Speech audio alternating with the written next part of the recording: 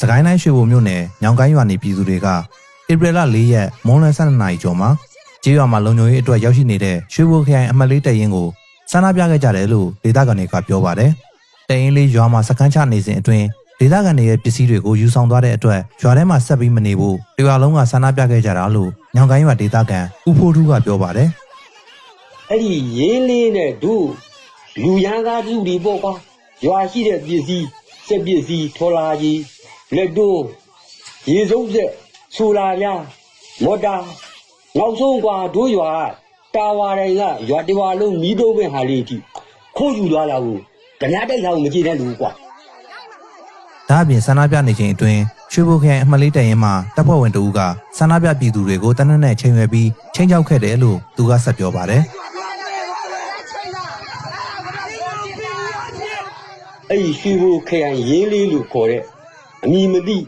ရဲဘော်တော်ကငါ့ကိုရင်ပေါက်တနက်နဲ့ဒီထိုးချိန်လို့ကွာငါတော့မြင်ကတ်တာမုန်းတာအဲ့ဒီကြောင့်မို့ရေးလေးကိုငါလုံးဝညောင်ငန်းရွာတို့မှာမလို့ဘယ်လိုနည်းနဲ့မှမနေစေချင်တာဆန္ဒပြပြီးတဲ့နောက်အဲ့ဒီနေ့ညနေ9:00နာရီကျော်မှာတော့ညောင်ကိုင်းကျေးရွာကနေရွှေဘိုခရိုင်အမှတ်၄တပ်ရင်းကထွက်ခွာပေးခဲ့တယ်လို့ဆိုပါတယ်။ရွာကထွက်ချိန်မှာလည်းပစ္စည်းတချို့ကိုယူသွားခဲ့က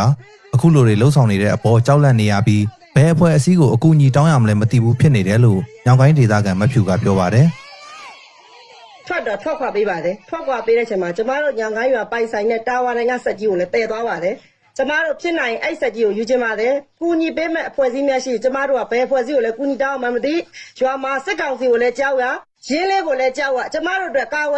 ယ်ပေးမဲ့ပစုများရှိပါတယ်ရှင်။အဖွဲ့အစည်းများရှိကူညီတောင်းအပ်ပါတယ်ရှင်။